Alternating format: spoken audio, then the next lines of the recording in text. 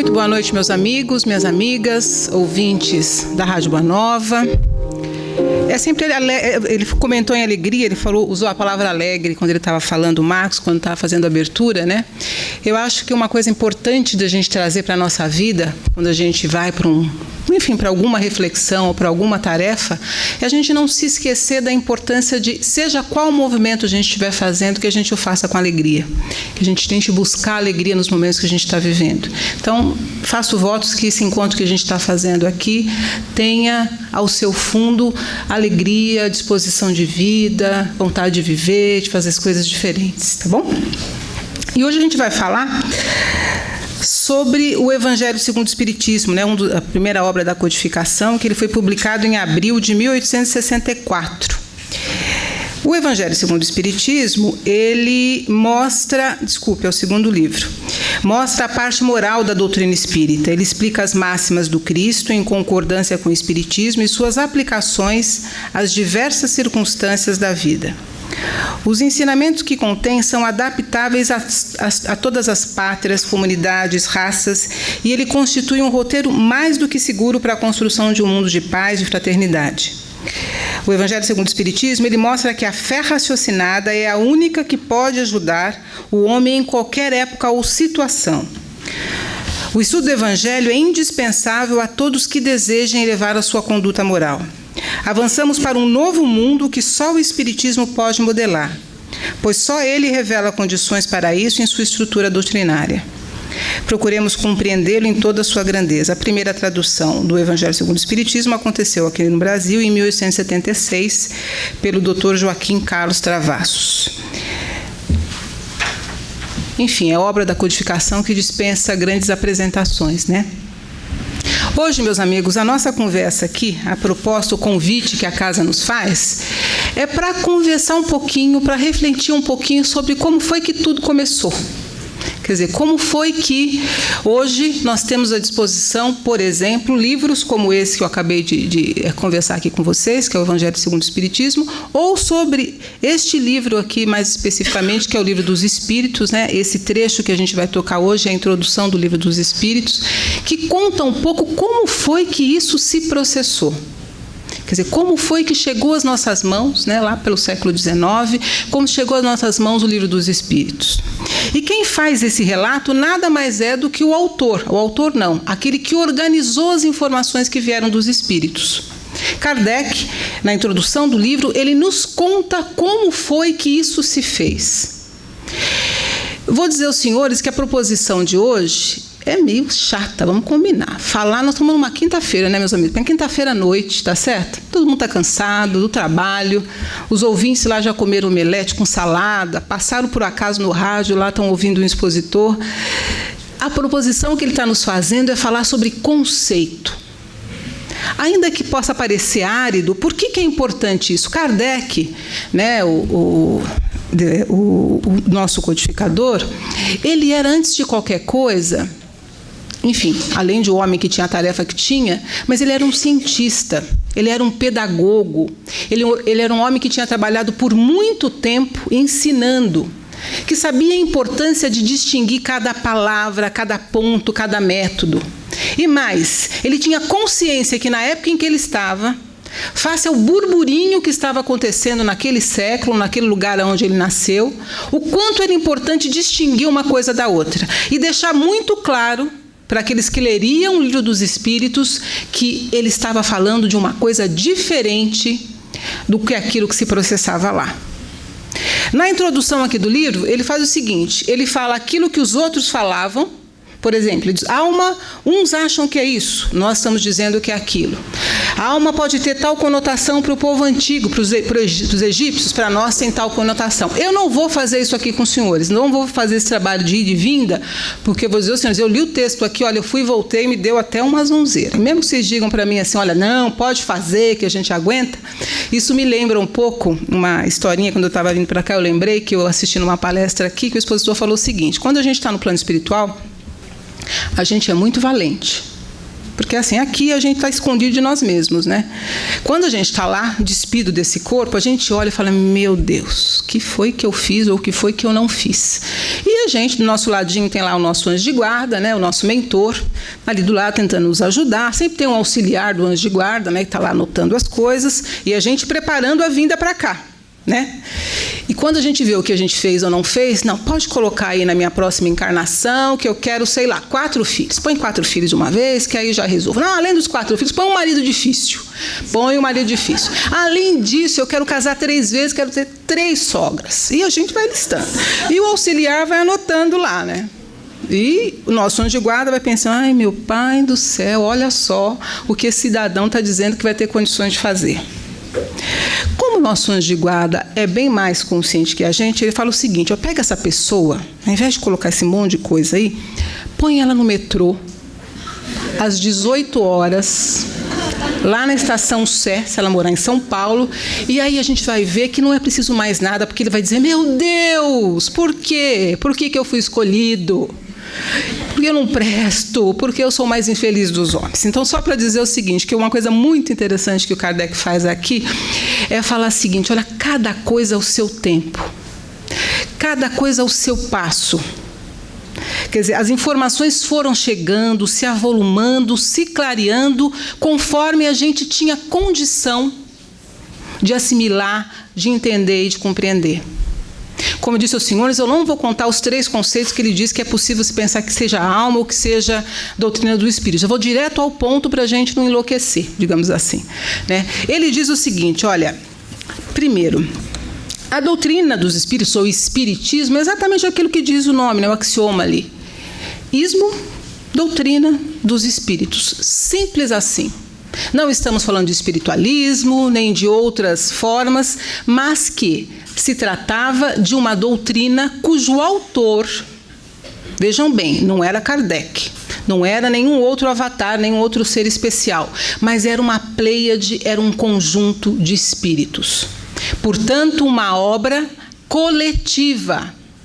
Essa é uma informação determinante para distinguir tudo que vem depois. Não é a opinião de um, não é um iluminado, mas foram informações que vieram de vários pontos do planeta. Começou nos Estados Unidos, percorre a Europa, se consolida e hoje está aqui entre nós. Aquele primeiro trabalho de organização é fruto de um conjunto de espíritos e não de um único homem. Ele era apenas um instrumento que havia sido preparado. Kardec foi um homem que foi talhado, preparado para essa tarefa.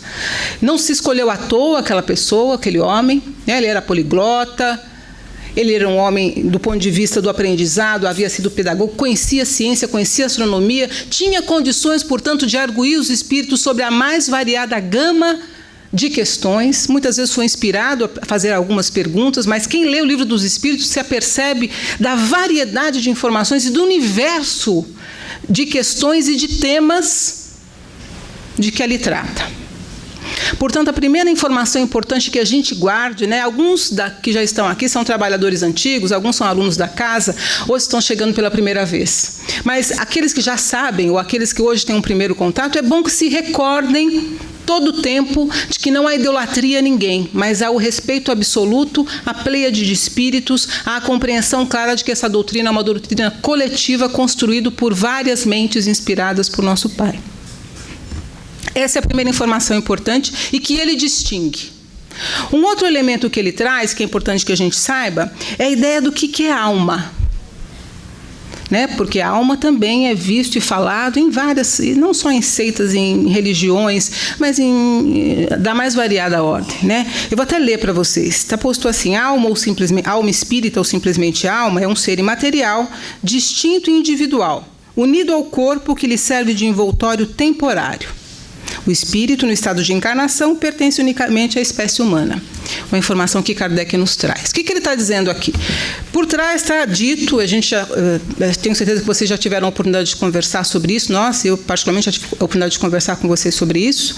Né?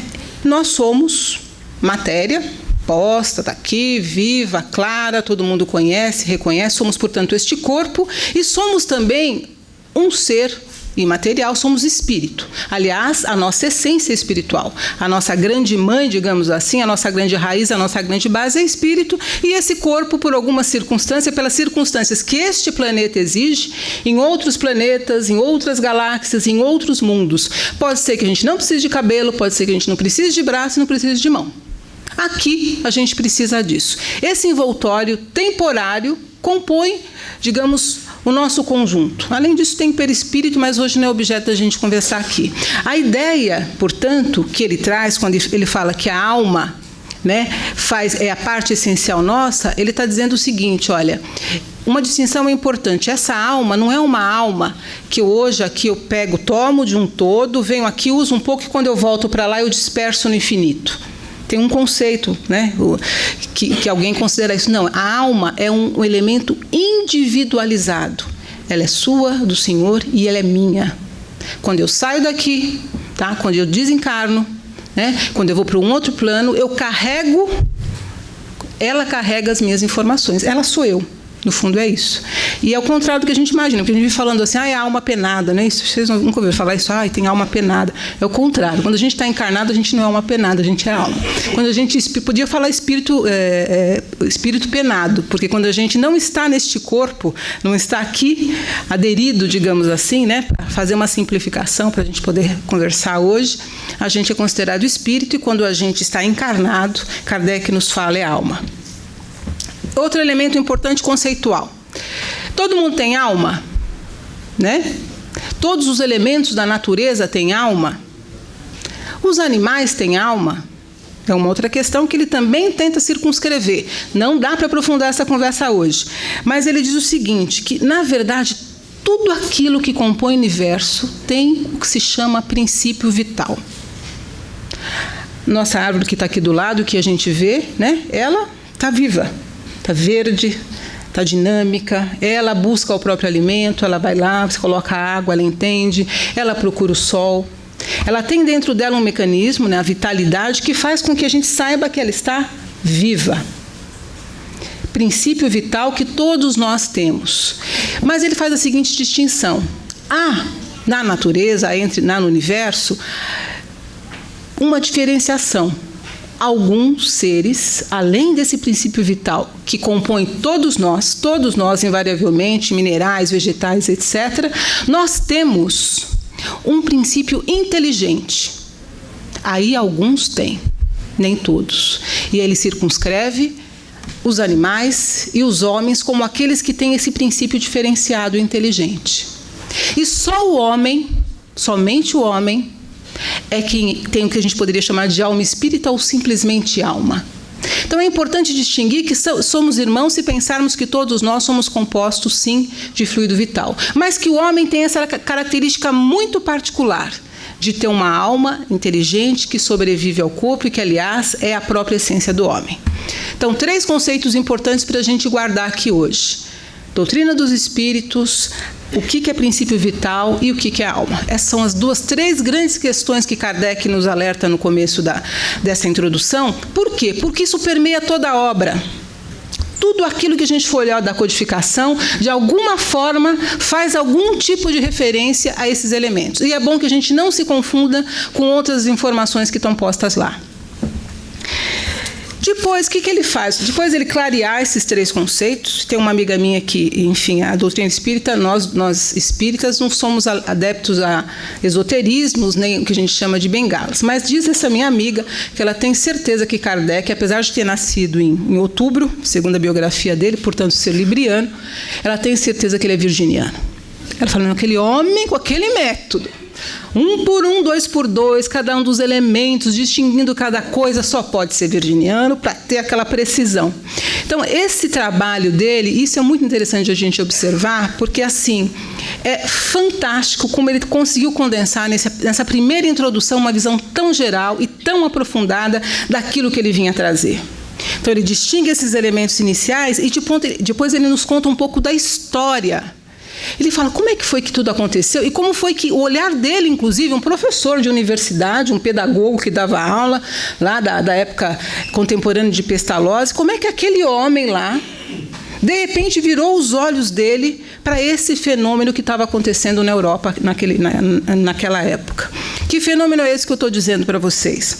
Ele começa a dizer que começaram primeiro, aliás, já tinha notícias disso em outras épocas, mas enfim, ele circunscreve os Estados Unidos, a primeira manifestação das mesas chamadas mesas girantes. Eu acho que a maioria dos senhores já deve ter ouvido falar, né? O que se conta é que, portanto, começaram a girar mesas. Vocês conseguem imaginar, gente, essa mesinha aqui começar a dar uma girada? Foi isso que aconteceu há algum tempo atrás. Manifestações desta natureza. Se reuniam grupos de pessoas em determinado lugar e, de repente, a mesa começava a se movimentar.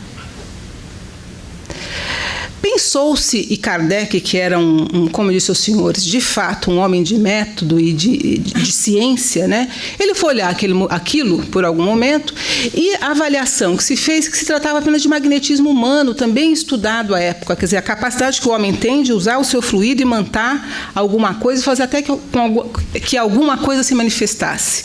No caso, né, do magnetismo, é só o elemento humano, o fluido, quase que físico, em contato com algo material. É disso que se tratava. Ele imaginava que se tratava e desconfiou disso.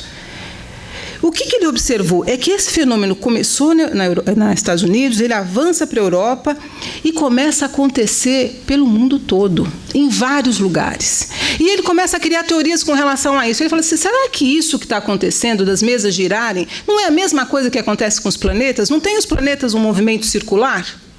Ele levanta essa hipótese. Depois ele fala assim, e esses movimentos bruscos, será que não é simplesmente a matéria se dilatando e, portanto, causando esse movimento? Faz uma terceira hipótese. A pessoa fala assim, mas e aqueles movimentos anormais que as mesas fazem? Ele fala, o raio não cai, não quebra, não é capaz de derrubar, às vezes, um edifício? Estou dizendo isso porque ele não descartou nenhuma hipótese de que poderia ser ou algum aspecto material não conhecido, ou alguma fraude.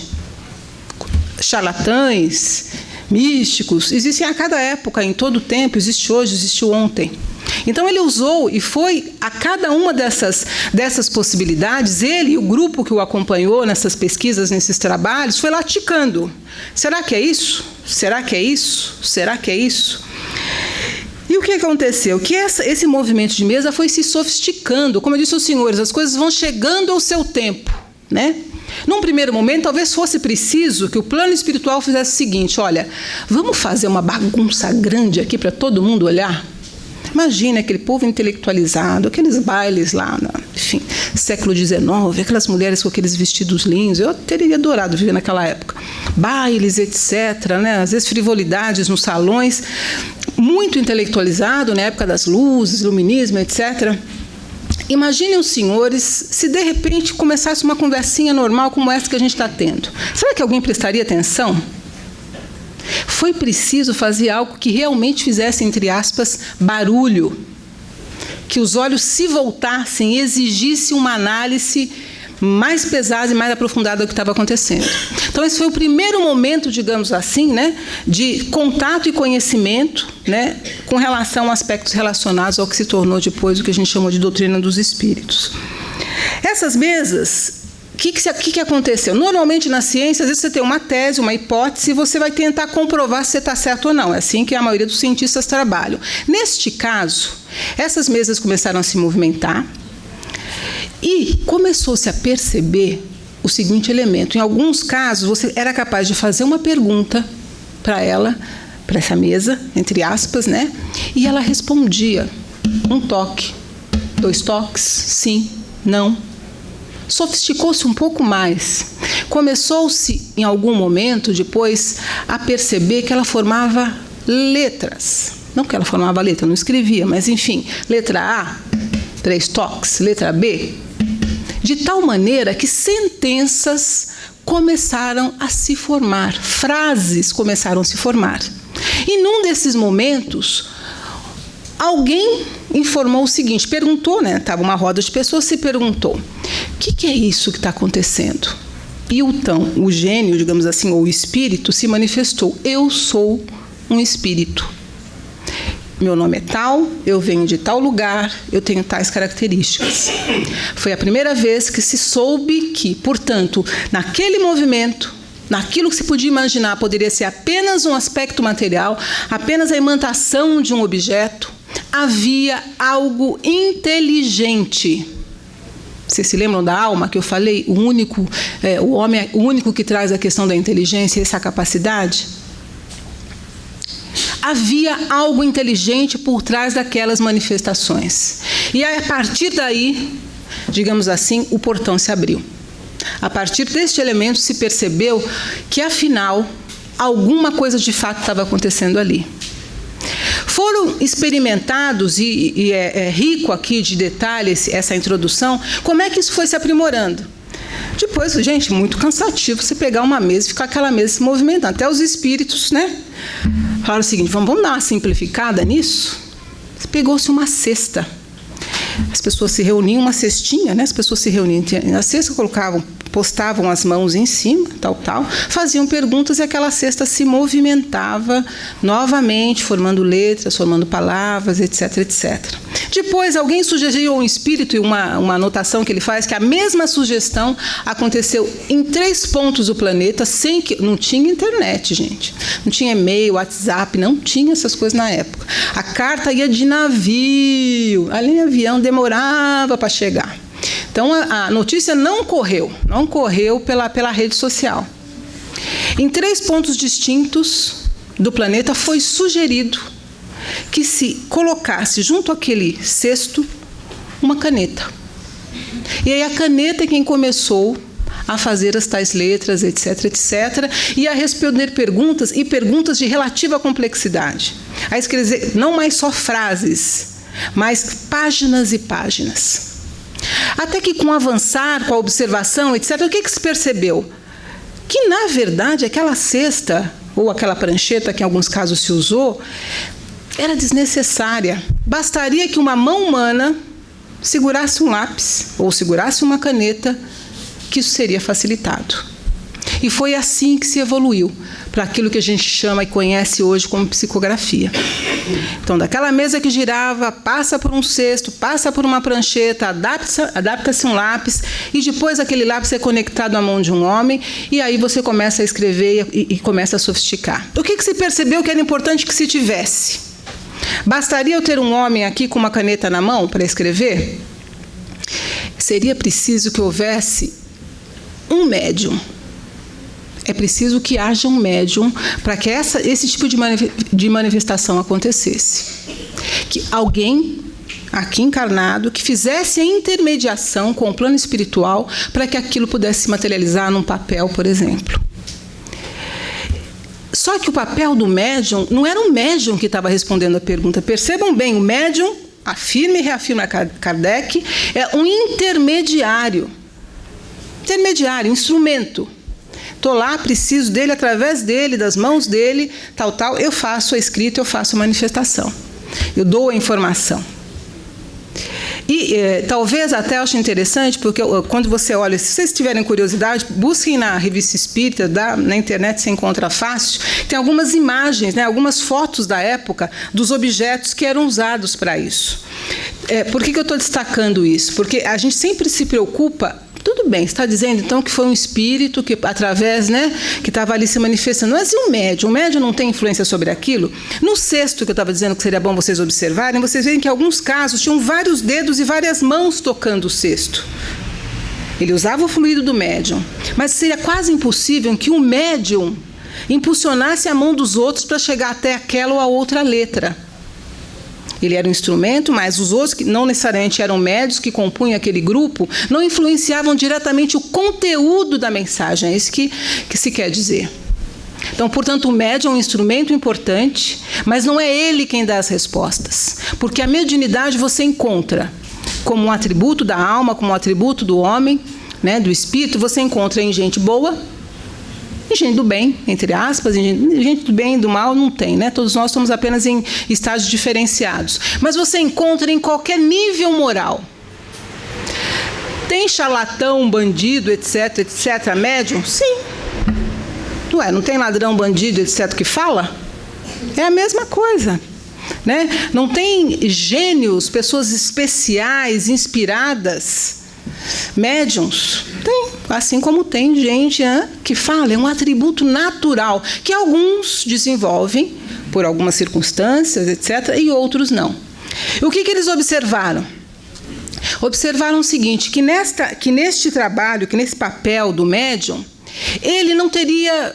como é que ele constatou que, na verdade, a influência não era direta, do ponto de vista? Porque ele observou assim, o médium, né, quando ele começou a descobrir que tinha ali, usava caneta, o médium tinha letras diferentes, não uma ou duas, 3, 4, 5, 20 tipos de caligrafia vindos da mão de uma mesma pessoa.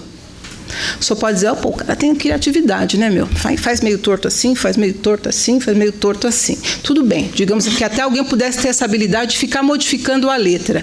Mas o que ele observou também? Que depois, em outros momentos, em outros dias, em outros trabalhos, aquele espírito que havia se manifestado fazia a mesma letra. Então havia sequência, havia continuidade, etc. Pouco a pouco se comprovou. E mais, e os conteúdos das mensagens? Muitas vezes as mensagens estavam muito além do conhecimento do médium, da capacidade intelectual, daquilo que ele tinha sido capaz de acumular naquela encarnação. Deixando cada vez mais claro, portanto, que as informações vinham dos espíritos, que não estavam ali postos na cena, entre aspas, também fisicamente. Estavam ali auxiliando ou acompanhando o trabalho. Por fim, né, além a psicografia, né, ela foi se descobrindo a importância de um médium, que ela tinha outras formas, quer dizer, que a mediunidade, né, que as informações dos espíritos poderiam vir de outra forma. Por um bom tempo, né, ela vinha basicamente por meio da escrita. Depois, a psicofonia passou a ser uma forma muito usada de manifestação dos espíritos, nos coloca Kardec. Além da psicofonia, a vidência. Às vezes o auditivo, né? Tem gente que ouve mensagens, né? Tem outros que são simplesmente inspirados, intuitivamente conduzidos. Várias outras formas de mediunidade foram sendo percebidas, foram sendo observadas, nos indicando que nós estávamos crescendo. Isso que, quando eu brinquei no início daquela ideia de que a gente vive pedindo mais coisas quando a gente está lá, que a gente fica valente, né? É que o plano espiritual é tão sábio de saber que, olha, não vou dar muita informação para aquele povo num primeiro momento. Não tem condição ainda de absorver. Então, a doutrina nos chega e essa introdução, né, do Livro dos Espíritos nos traz exatamente isso. Primeiro, o que eu estou falando? Estou falando de alma, estou falando de fluido vital e estou falando de doutrina espírita. Depois, estou contando para vocês a história. Começou lá, Europa, Estados Unidos, foi avançando, sofistiquei as formas de comunicação.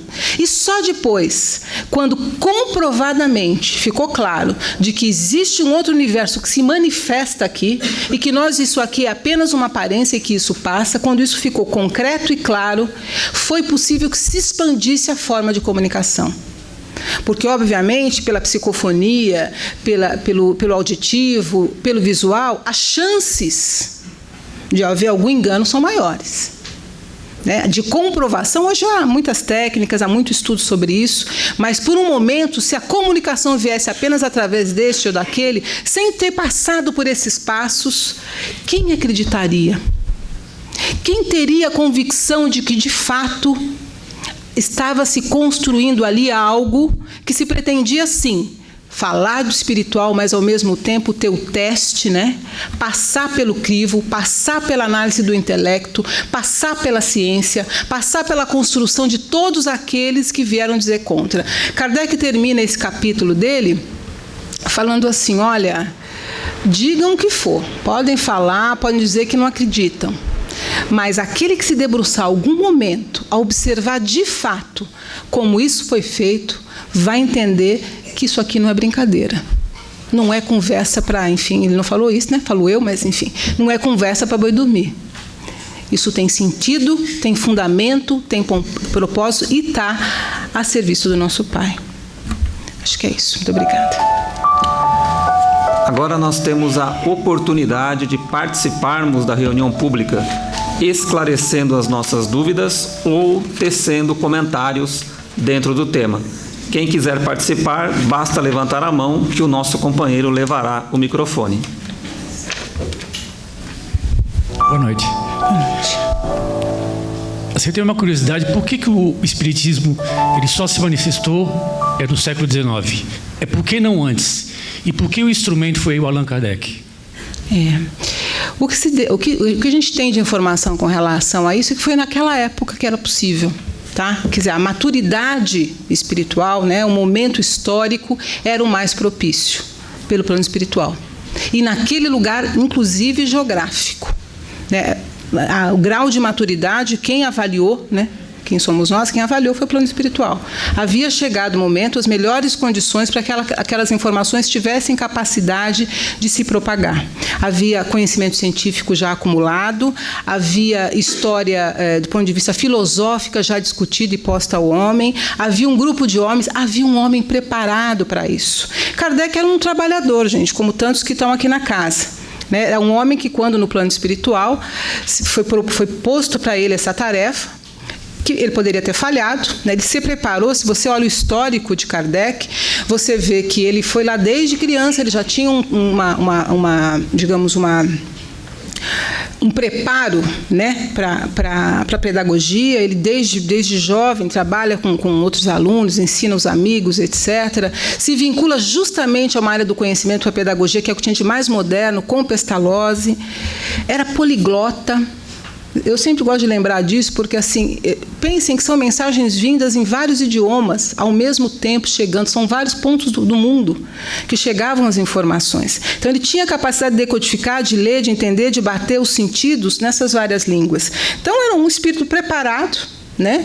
Um tarefeiro, digamos, como nós temos as nossas tarefas, com históricos anteriores que o gabaritavam para isso, veio aqui. Viveu 50 anos como um professor de universidade, né, como um pedagogo, e aos 50 anos o plano espiritual falou, bom, acho que o cidadão tá firme, vai dar conta da tarefa, e deu. Poderia ter falhado? Poderia. Nós não estaríamos aqui reunidos discutindo sobre a doutrina se ele tivesse falhado? Não. Não. O plano espiritual com certeza buscaria um outro trabalhador, porque naquele momento tinha chegado a hora. Chegou a hora dessa informação chegar. Se falhasse Kardec, algum outro parceiro do grupo de trabalho dele, ou de algum outro ponto do mundo, do planeta, eu recordo, os Estados Unidos já tinham começado esse movimento, enfim. De algum momento viria um outro homem para poder fazer esse trabalho. Ele deu conta, foi lá, foi firme, enfim, e fez, estamos aqui hoje. Boa noite. O que nós podemos atribuir ao fato, de repente, de uma determinada pessoa assim facilmente enxergar um espírito e uma outra pessoa, evidentemente, não enxergar? Ao que se atribui essa situação? Obrigado. Assim como cada um de nós tem específicas habilidades, a gente está acostumado sempre a pensar que nós temos habilidades materiais só. Então, eu sou boa para escrever, ou eu sou boa, sei lá, para correr, ou eu sou boa para a minha atividade profissional. Nós temos habilidades do ponto de vista material, físico, de disposição, e temos habilidades espirituais também, características específicas espirituais. A nossa composição, alma e espírito, traz características únicas que são nossas. Algumas pessoas têm, sim, a possibilidade de ver espíritos, né? Os clarividentes, os videntes, etc., têm essa disposição, outros não. Apenas é um, digamos, atributo que aquela pessoa, que aquele homem específico tem. Assim como tem outros que têm a capacidade de dar, por exemplo, uma passividade, que como a gente usa aqui, enfim, dar uma comunicação mediúnica pela fala, né? Mas não consegue ter, digamos, ver, né? Não consegue ter evidência. É um atributo da alma, é um atributo do homem, né? Natural do homem. Então, hoje, quando a gente está aqui, a gente sempre acha que isso é meio mágico, né? Aquele lá é médium, um cara especial. Não. Pensem sempre que é assim como se fala, você pode se comunicar com os espíritos, você tem essa habilidade ou não tem. E se você tem a capacidade de evidência, isso que é mais importante até, né? Se você tem esse atributo, como tem um médium, enfim, psicofônico, etc., Para alguma coisa é, meu amigo. Então, mais importante saber por que eu vejo e ele não vê, é para que será que eu vejo? Com qual objetivo que eu vim para este planeta aqui, para esse momento, para essa cidade, com esse atributo desenvolvido? Algum motivo tem. Que uso você está fazendo da sua mediunidade, do seu poder de clarividência, que uso você está fazendo do seu poder intuitivo mediúnico? Essa é a pergunta mais importante da gente fazer ainda do que essa que você colocou para nós, que também é super importante. Afinal, por que um, por que não outro, né? Boa noite. Pegando já o gancho dele... Não estou vendo você, cadê você? Ah, tá lá. Pegando já o gancho dele, tem pessoas também, eu falo por experiência própria, quanto a não só ver, mas sentir presença, ouvir e energização na mão. Não sei se esse é o termo certo.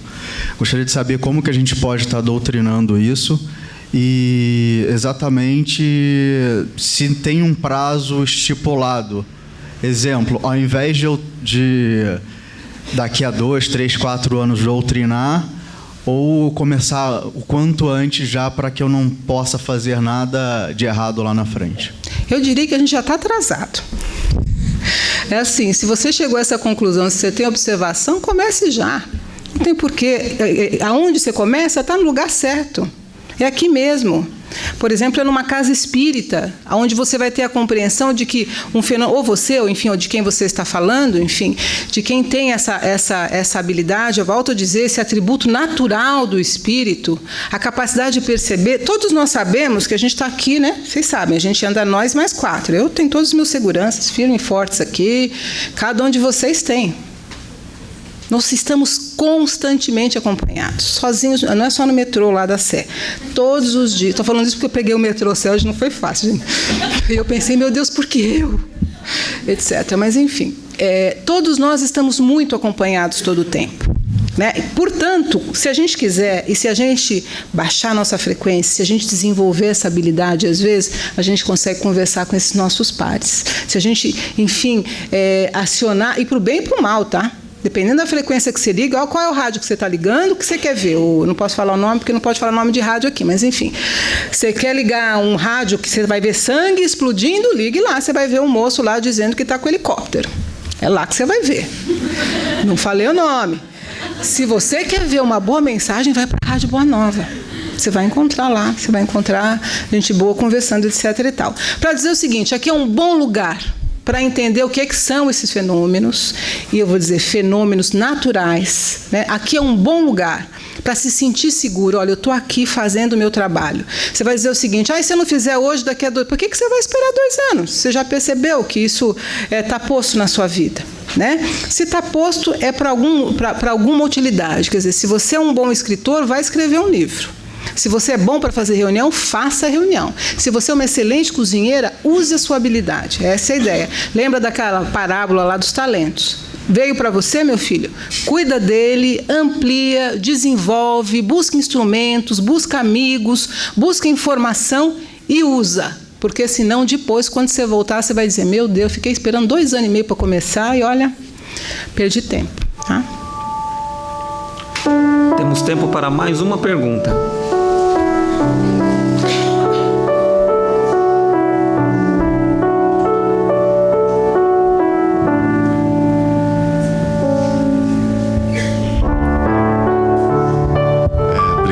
Sua fala só é uma consideração, se puder ajudar, a pergunta que o rapaz aqui da frente fez, né?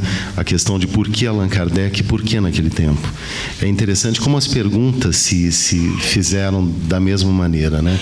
Então é interessante lembrar que as manifestações dos espíritos ocorreram antes, né? Bem antes. Fato. Por isso que a gente lembra de uma Idade Média tão sangrenta, etc. Exatamente. E é interessante lembrar a história de Allan Kardec também no período de Jesus, né? E ela tem a ver com a pergunta da última pessoa, quer dizer, quando eu estou preparado? Será que também a humanidade não ficou pensando nessa preparação até que veio esse século XIX e já se podia falar e já se podia ouvir, Né? Então, a preparação de cada um. É só uma consideração. Obrigado. Perfeito. Eu acho que ele completa e fecha, né? A ideia da... Isso que é legal desse trabalho, né, gente? Porque assim, a gente troca, né? Como a gente aprende todo dia. É perfeito.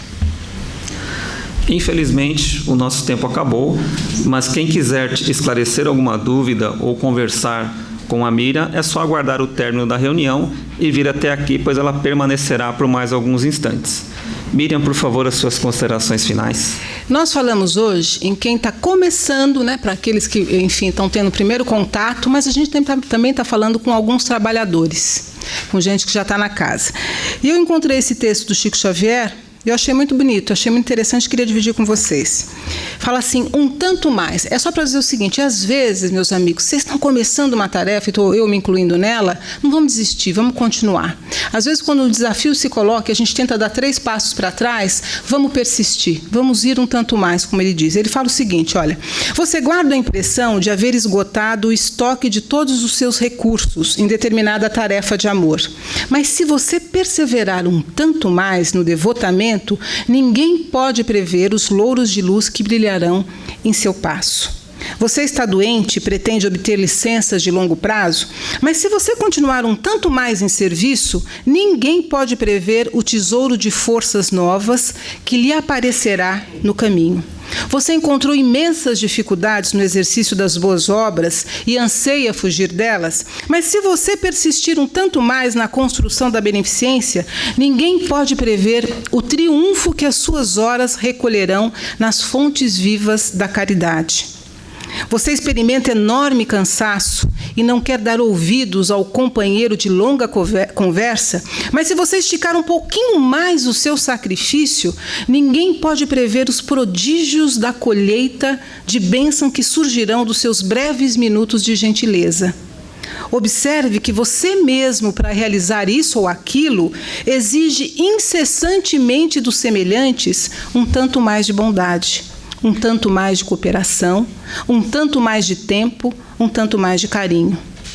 É justo que você deseje um tanto mais de felicidade, mas para isso é necessário que você ajude um tanto mais a felicidade dos outros. Repare você as lições da vida e compreenderá que a vitória no bem é sempre trabalhar conforme o dever e servir um tanto mais. Mãos à obra, boa noite e até uma próxima oportunidade. Muito obrigada.